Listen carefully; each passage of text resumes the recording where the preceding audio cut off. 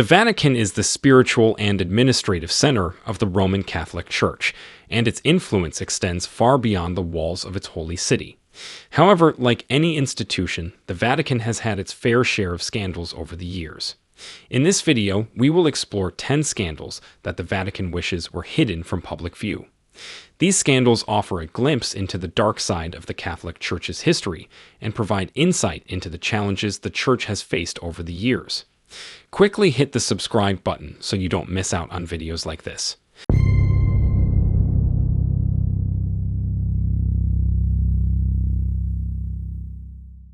Number 10. Nazi escape routes.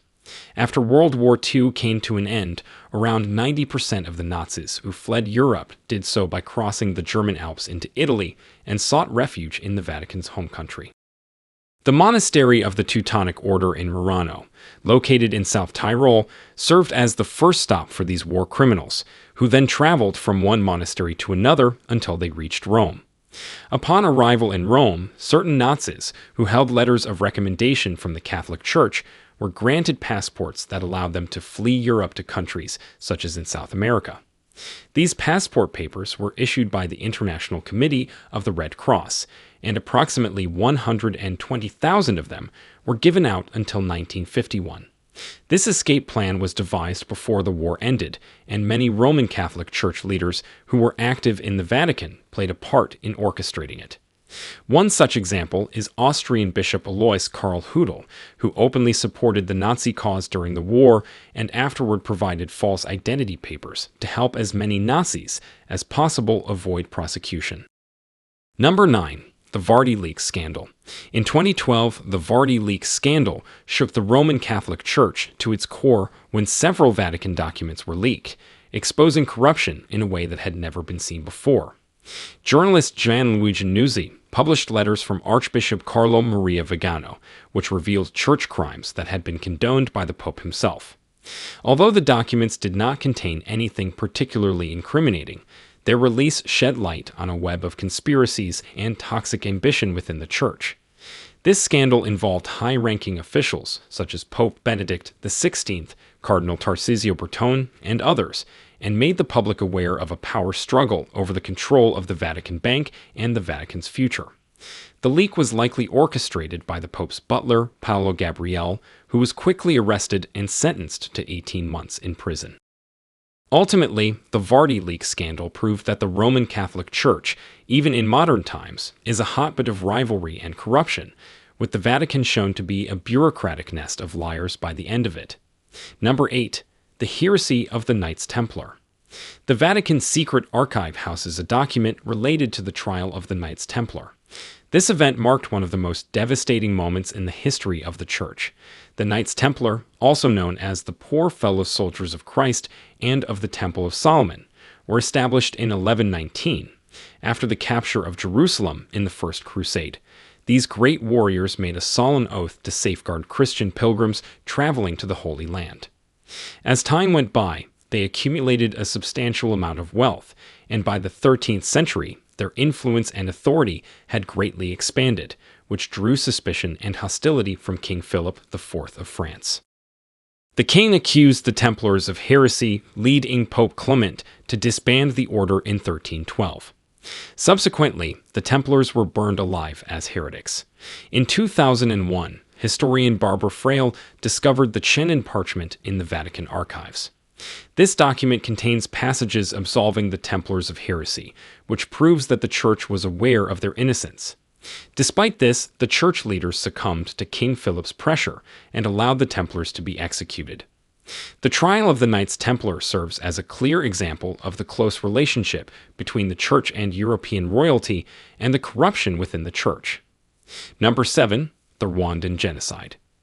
In 2017, Pope Francis made a public acknowledgement that the Catholic Church, including priests and nuns, had played a role in the 1994 Rwandan Genocide. The Pope requested forgiveness for the Church's involvement, citing that individuals within the Church had been overcome by hatred and violence. One of the most recent instances of appalling racial discrimination carried out by human beings was the Rwandan Genocide of 1994. The genocide, which lasted only 100 days, saw the brutal slaughter of approximately 800,000 people and was primarily directed at the ethnic Tutsi population by extremist Hutus in an outbreak of unparalleled aggression. The incident was initiated by the assassination of the Hutu president Juvenal Habyarimana, when his plane was shot down from the sky. Following this, the Presidential Guard swiftly instigated widespread violence in the city, which was soon followed by a militia group that began targeting and brutally killing Tutsi individuals. During the genocide, even churches became sites of bloodshed, with priests and nuns participating in the massacres of those seeking refuge. In one instance, a priest named Father Athanase Saramba ordered his church, which held 2,000 people who came to seek refuge, to be massacred. The Catholic Church's political ties with the ruling Hutu elite, who were behind the genocide, contributed to the Church's compromised position, leading many members of the Church to turn a blind eye to the massacre and refuse to acknowledge it as genocide once it was over. The Church's reputation in Africa has yet to recover from the controversy surrounding its involvement in the Rwandan Genocide. Number 6. Centuries of abuse. The LA Times reported that Roman Catholic officials are currently dealing with around 800 sexual abuse lawsuits. In California, church officials claimed that they had only recently become aware of their priests' inappropriate behavior towards children. However, a report by the Archdiocese of Los Angeles, which stated that bishops and cardinals did not know about the abuse until 1985, was found to be false. A North Carolina priest and 2 former monks have discovered ancient Vatican records and long-lost Latin texts that prove that the Church has known about its abusive priests for 1,700 years. Father Thomas P. Doyle has stated that the notion that the current scandal is unique to modern times is false, as the Church's own documents show evidence of abuse dating back to the 3rd century. One text from the 4th century describes how Saint Basil of Caesarea developed a punishment system for priests at the monastery who had inappropriate contact with children, including flogging, imprisonment, and prohibition from interacting with minors. This problem has persisted for centuries, and the Vatican has failed to put an end to it. Number 5. The Exorcist Army. For years, the Vatican has been covertly building up an army of exorcists. Few are aware that the Vatican hosts an annual exorcism course called Exorcism and the Prayer of Liberation. The BBC reported in 2018 that 250 priests from 50 different countries traveled to Rome to attend the annual exorcism convention, where they could gain knowledge on how to deal with demonic possession. This event provided an opportunity for young priests to learn from experienced exorcists and listen to real-life stories of demonic possession shared by their peers. If you find this surprising, hold on for a moment. Catholic priests argue that the number of demonic possessions is escalating, which prompted the Vatican to establish the course. In Italy, around 500,000 individuals are subjected to exorcisms each year. Some attribute the surge in exorcisms to the decline in Christianity or the proliferation of superstitious practices, while others point to social media.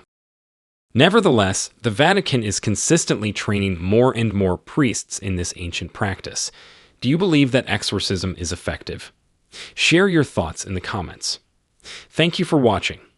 What do you believe to be the Vatican's most hidden and confidential secret? Kindly share your thoughts in the comment section below, and if you haven't already, please do subscribe. Watch out for part 2. Goodbye.